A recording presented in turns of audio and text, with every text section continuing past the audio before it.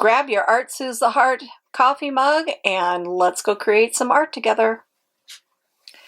So I started this project with a book style type of journal to put our Julie Nutting decorated girls into. That was the beginning of this series.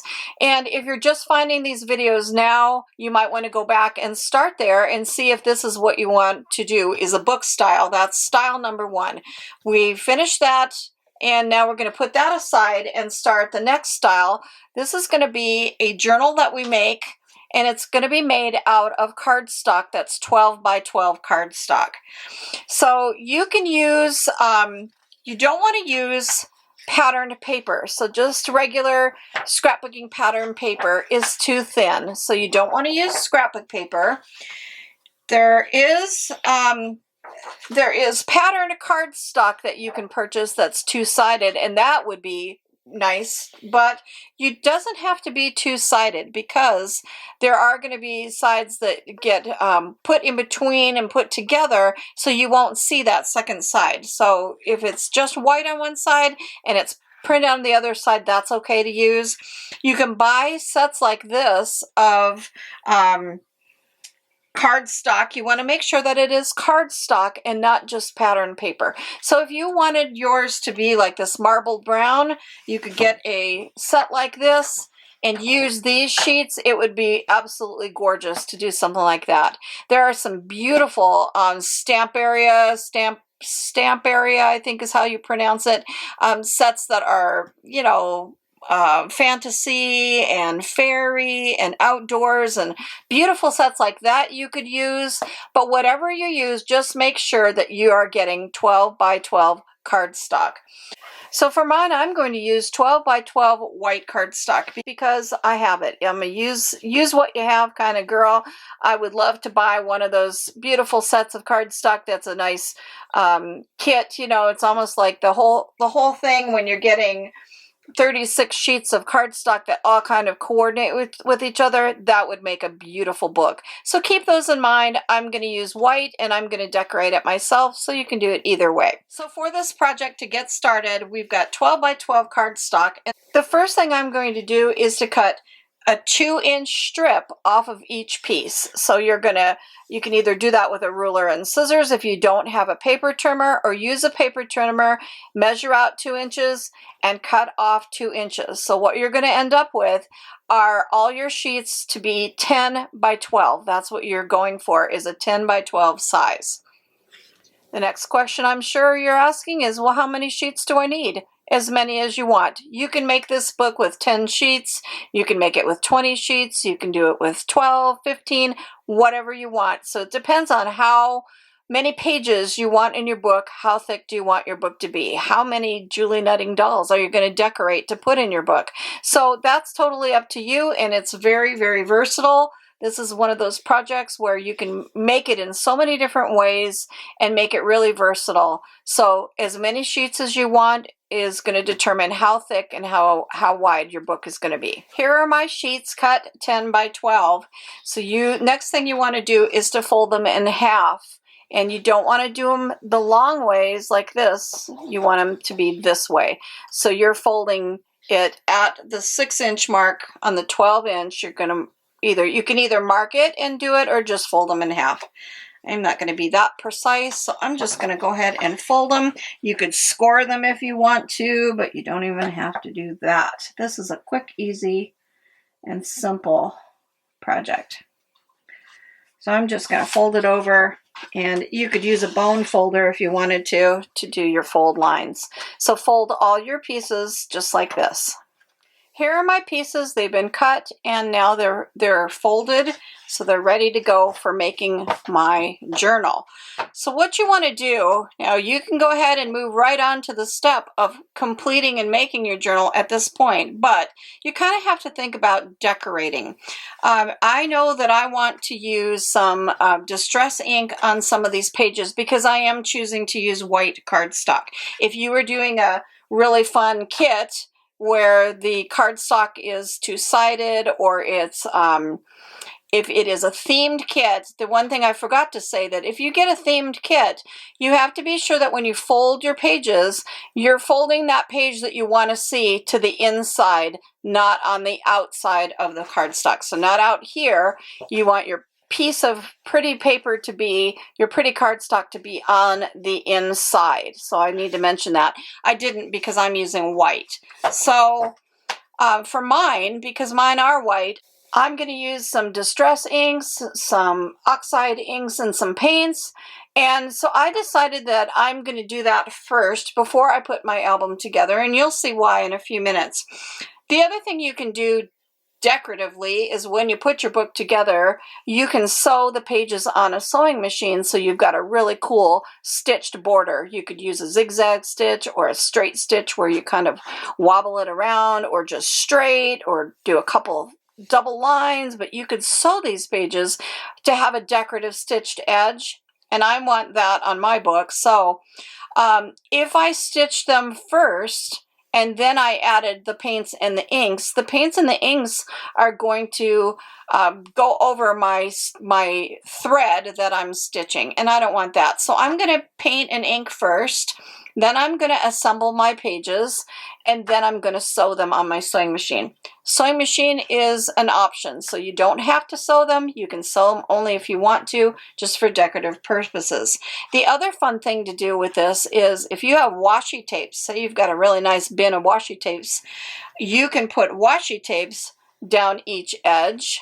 You can do lace down each edge. You can glue the lace on. You can sew the lace on. There are so many options. You can use decorative edge scissors to cut these edges in a decorative edge to make them decorative on the edge instead of straight. So your decoration options are endless for this book. So use your creativity and see what you can come up with. I'm going to show you my ideas for what I'm going to do, and mine's going to be with paint and inks and sewing. And then you can go from there and do yours the way you'd like. So let me show you my idea for adding the inks. So I'm using Tim Holtz Distress Inks. I wanted a blue, and all I have it in is this little mini, and that's okay.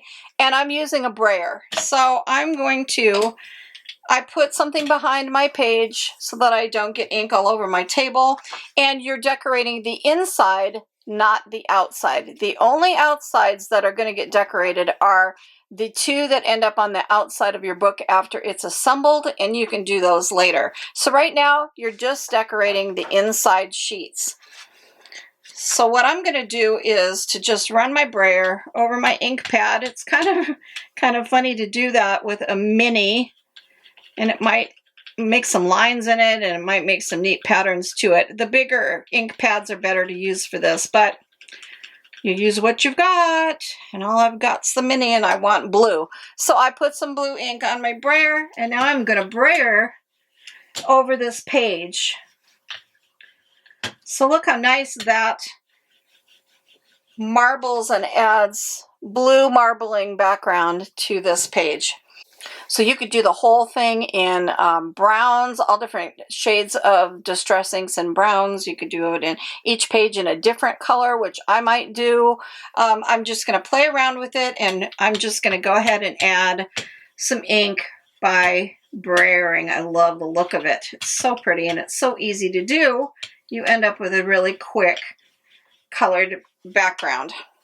Because the whole goal of these projects is to do a quick project. I was trying to come up with ideas for you ladies that work and have families, but you still like to have some time to yourself to art. So this is a quicker, easier style of book than the other altered books that I did in the first two series. So this is quick and easy. You want a quick and easy background, and brayering on some ink. You can also brayer on paint, which I'm going to do that also. Brayering paint looks really pretty too, but I'm starting with the distress ink. And just be sure to use a baby wipe to clean off your brayer before you switch ink colors, so that you don't, like I just used blue, I don't want to get blue on, I'm using Ripe Persimmon next, and I don't want to get blue on that ink pad. So be sure that in between each color, you clean off your brayer. Very important.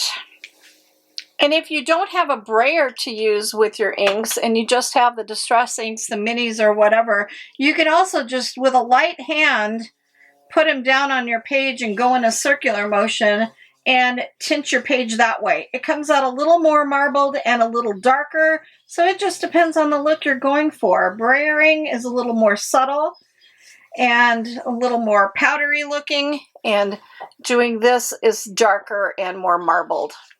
So play around. So all my innards are done, and I did one in all different colors, so that's how I'm going to start for my base. I just broke the white page and did a different color in each one. You can do yours any way you want to. There's so many options. And then when I decorate these, my ideas for decorating, I think this is just going to be so pretty. So there are all my colored pages. What I'm going to do is for this first page, you're going to turn it over and you're going to glue these two together. I'm just going to use glue stick because I'm going to sew around my edges, which will make those pages really sturdy and they won't come apart. If you're not going to sew, I suggest that you use glue. So find a glue, even Mod Podge, and put it on with a plastic card. So you scrape the Mod Podge on so you get a nice even thin layer of Mod Podge would be great. Glue stick, if you're going to sew them, I can glue stick this, stick them together, and then I'm going to take it to my sewing machine and I'm going to sew all around the edge, which is going to hold those pages nice and tight together. They won't come apart. So your point is you don't want them to come apart. So glue stick, and then put one on top of the other, line them up, and press them together. And when you stick them together, you're going to have pages color. Each page will be colored and the whites are going to be glued together. So then you take the next one off the pile and you would glue this one to this one, and you're going to glue them all together until you have them all together in one big set. So this is what it looks like all put together. There's the spine part of it, and then here are the pages that you can flip through, and I added some scrapbook paper to that one. For some reason my cardstock was a little short, and since I was covering it, I just covered it with some cardstock paper, and I'll sew over that. So here's what each little colored page looks like, and the nice part is look at how flat they lay. So when you turn the page, your little book that you've created lays really nice and flat. You're going to love making one of these. It's so fun. And before I take it to the sewing machine and stitch it, this is just my personal preference. I love rounded corners on my pages. So I'm going to take my Crop-A-Dile corner rounder to the bigger one, and I am going to corner round all the pages. You don't have to do this. This is another preference thing. I just think it looks more stylized and just appeals to me instead of pointed corners, but it doesn't really matter. You can do it however you want. So see, that's what it looks like rounded. And now when I sew it, I'll sew and round those corners. So I'm going to corner round each one and then take it to the sewing machine, and then I'll show you the next step. I chose to take this to my sewing machine, use black thread, and make a different pattern down the edge of each page. So there's all different kinds of patterns that just create some interest all down the edges. And I haven't, as you can see with all the strings, I haven't taken care of my strings yet. But I did a different stitch pattern on each one. In the next video, I'm going to show ways to cover the outside of your book and the spine of your book. And then the video after that, I'm going to show you my ideas for decorating the page using Julie Nutting paper doll stamps. I hope you enjoyed learning how to make this cardstock journal. It's so fun, easy to do, quick project, lays nice and flat. It's going to be so fun to decorate Julie Nutting paper dolls and fill this book with all kinds of fun pages. So thanks for playing along, and come join me on the next video when I show how to do different styles of covers for this journal. So go make some art, because art soothes the heart.